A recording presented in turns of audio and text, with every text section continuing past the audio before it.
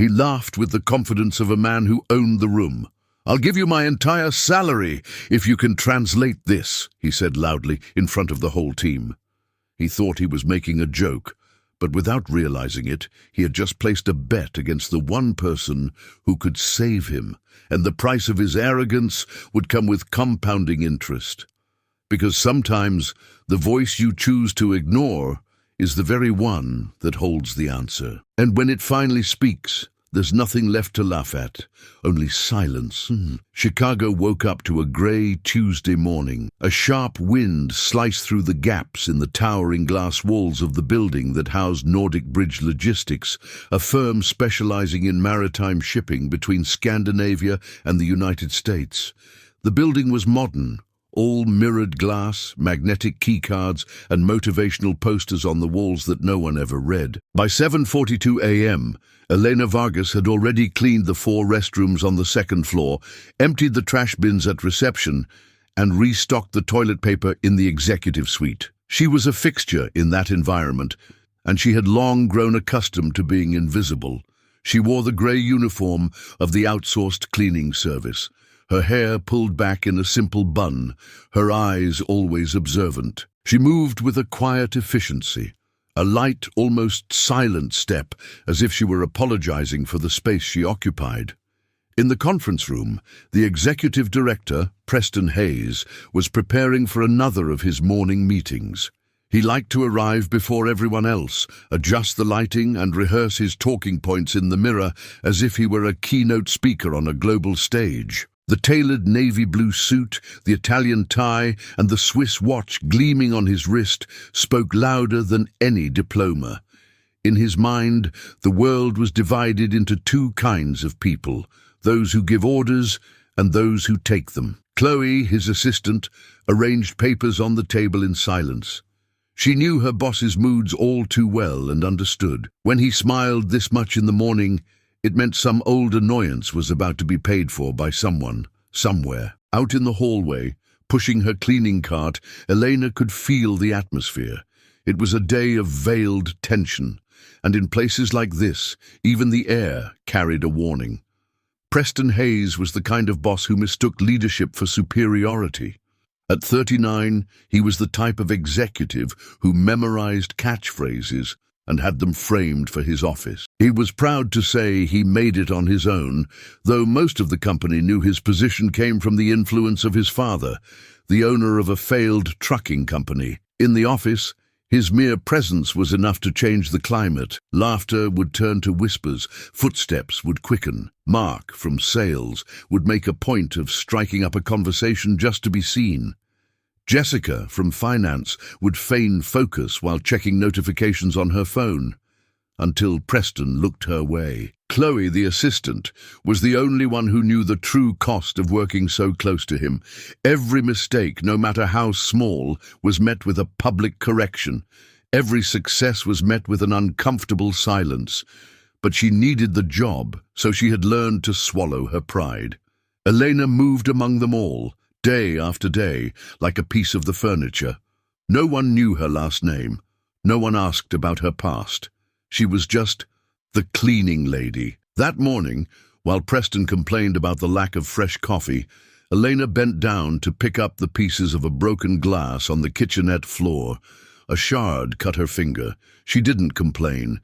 She simply wrapped it discreetly in a paper towel and carried on. Deep down, the company had clear rules. They just weren't written down. If you don't have a corporate key card, you don't have a voice. And Elena knew that, but she listened. She observed, and she remembered. Because sometimes the ones no one sees are the ones who see everything. The 8th floor hallway was narrow, flanked by glass partitions on both sides. Elena pushed her cleaning cart carefully, navigating around fallen folders, stray papers, and poorly aligned desks, just as she did every day. Preston was coming from the other direction, talking loudly on speakerphone, his leather briefcase tucked under his arm, his heavy footsteps asserting his importance over the space itself. When he saw Elena, he didn't slow down. "Out of the way," he said, bumping her cart with his hip as he walked straight past, his eyes still glued to his phone. The impact made Elena stumble back a step. A bottle of cleaning spray fell to the floor. She bent down in silence, feeling the fresh cut on her finger sting again. Preston burst into the meeting room, already firing off orders. "Chloe, I've told you 1,000 times. The cleaning staff needs to work outside of business hours. This isn't Grand Central Station." Chloe tried to reason with him. "Mr. Hayes, she was just finishing up from the morning shift." "I don't care." He cut her off, throwing his briefcase onto the table. "The problem is thinking everyone has an equal right to the hallway. They don't." Outside, behind the glass partition, Eleanor heard everything. She stood there, motionless, the spray bottle still in her hand. For the first few months, words like that used to hurt. Now they hurt differently, deeper, colder, like an internal wound you learn to hide. In this company, she was part of the landscape, and when the landscape speaks, nobody listens. But the day was just getting started, and a letter from overseas was about to change everything. At 10:27 a.m., a thick envelope was left at the reception desk. No known sender, no company logo, just an international stamp and a postmark from Norway. Chloe brought the envelope directly to Preston's office. "This just arrived. It looks important." He tore it open and began flipping through the pages. His expression shifted as he read, from his usual arrogance to an almost childlike confusion. "What the hell is this?" The pages were filled with symbols, legal terms, and official stamps from Oslo. It was technical text, written in formal Norwegian, with clauses in brackets and a clear deadline. A response was mandatory by 6 p.m. that same day. "Chloe!" he yelled. "Get someone on the phone who speaks whatever this is. Icelandic, I don't know. I think it's Norwegian, sir. But I can look." In less than an hour, the entire floor knew. The boss was freaking out over a foreign letter, and no one could translate it. Preston called Mark from sales. "You love technology. Try to solve this with one of those phone apps." Mark pointed his camera at the text, but the app could only translate a few words: inheritance, legal deadline, and irrevocable conditions. "What is this? A will?" Preston snatched the phone from his hand. "This has to be a scam. But if it's real..." The silence that followed was filled by an impulse for self-promotion. Preston held the papers up in the air and announced for everyone to hear, "Listen up. I will give my entire month's salary to anyone who can translate this garbage by the end of the day. $15,000. I'm dead serious." Laughter filled the room. Mark shouted from the back, "For that much I'll learn Norwegian in 5 minutes." Even Chloe let out a restrained, uncomfortable laugh. No one took him seriously. It became a hallway joke, a meme in the group chat, the topic of conversation at lunch, except for one person. In the corner of the floor, Elena stopped stacking damp cloths in her cart. She looked at the papers in Preston's hands, and she understood. Every line, every term, every implication, but no one there could have imagined it. And when she took a step forward, the laughter was replaced by mockery. Have you ever been in a room where everyone was laughing, except for you, because you knew exactly what was happening? Have you ever had to listen to jokes while you were carrying the one answer nobody else could see? If that's ever happened to you, write yes in the comments below, just so I know you're out there. Elena stood there for a few moments, watching from a distance as Preston waved the papers around like a punchline. She knew what they were. Not by chance, not by luck. She knew because that language was a part of who she was, or who she had been, before disappearing into the margins of life. She took a deep breath, adjusted her name tag, and took a step forward. "Mr. Hayes, can I try?" The collective laughter stopped for an instant, like a breath held before an even bigger roar. "You," he said, knitting his brow. "Try what?" "To translate. I can read Norwegian." The pause turned to silence. The silence turned to disbelief. And the disbelief exploded into laughter. Mark leaned against the wall. He was laughing so hard. "Oh my God, now the cleaning lady is multilingual." Jessica, from finance, commented quietly, with feigned sympathy. "Oh, bless her heart. She actually believes it." But Eleanor didn't back down. She didn't blush. She didn't apologize. She just held his gaze. Just let me look at the documents. If I'm wrong, I lose nothing. But if I'm right, you already made a promise. Chloe looked at Preston, visibly uneasy. For the first time, he hesitated. Fine, go ahead. Show us what you've got. But if this is some kind of prank, you're going to apologize to everyone here for wasting our time. Eleanor took the papers carefully. As her eyes met the text, an old reflex sparked to life. She read the first line in a low voice with a clean, almost native pronunciation. Till Gustav Leal. Vedrörande testamentarisk fördelning. The silence was instantaneous. She looked up, her voice firm. It says, to Mr. Preston Hayes, concerning the testamentary distribution. It's a legal document from Oslo, about an inheritance left by a Norwegian partner of the company who passed away last month. You've been named as a partial beneficiary, but there's a legal deadline for contestation. If you don't respond by today, you forfeit your claim. Preston's face went pale. How do you know that? She folded the papers with precision. Because I was a professor of Scandinavian languages for 18 years, a certified translator for the Norwegian consulate in the US, before I was laid off, before my daughter got sick, before I took the first job I could find that would put food on the table. No one said a word. Elena had been there for 2 years, and only now, for the very first time, someone was truly seeing her. Preston still held the documents as if they were dynamite. He sat down slowly, his eyes scanning the lines Elena had just deciphered. His usual smirk vanished. In its place was a strange tension, like someone realizing the game has changed, but who doesn't yet know how to react. And you could translate all of this accurately, he asked, his tone now bordering on humility. Elena nodded. Yes, sir, but it's not just translating. These are legal terms, expressions that change with context. I'll need a computer, internet access, and 2 hours without interruptions. Preston looked at Chloe, who understood immediately. She can use the training room. It's empty, and nobody goes in, you understand? He added.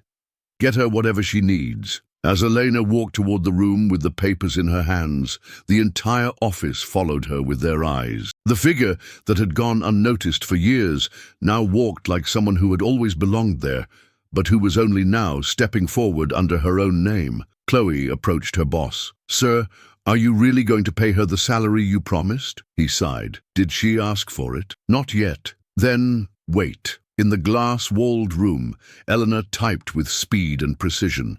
Her hands danced across the keyboard like someone reclaiming a skill they had never truly lost. Each paragraph was translated with clarity, each clause explained with care.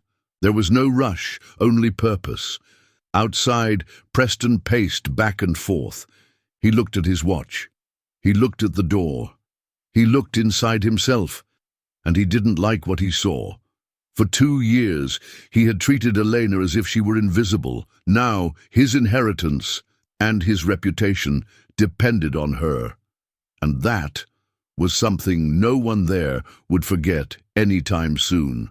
At 5:08 p.m., the door to the training room opened. Elena emerged with an organized folder in her hands and the serene look of someone who has delivered on a promise. She walked to Preston's desk, without hurry, without pretense, but with a posture that no one there recognized.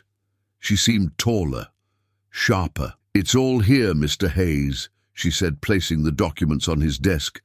Complete translation with explanatory notes. A response letter has been drafted, and a protocol is ready for digital submission to the embassy. Preston flipped through the papers in silence. For a moment he forgot he was surrounded by people. All he could do was stare at what had seemed impossible, until she had made it real. This is perfect, he murmured. You did this all yourself. She simply nodded. He swallowed hard. The next word seemed to weigh more than the papers. And how much do you want for the translation? Eleanor raised her eyes, steady, without anger. You already made an offer. Preston froze. He blinked. He remembered. My salary. She nodded again, a slight tilt of her head. $15,000, as you promised in front of everyone. I'm only collecting what was stated out loud. Nothing more, nothing less. The silence was absolute. Preston pulled out his wallet and took out the corporate card. He passed it to Chloe without making eye contact. Process the payment immediately. Meanwhile, Eleanor calmly gathered her papers. Here is your inheritance, Mr. Hayes.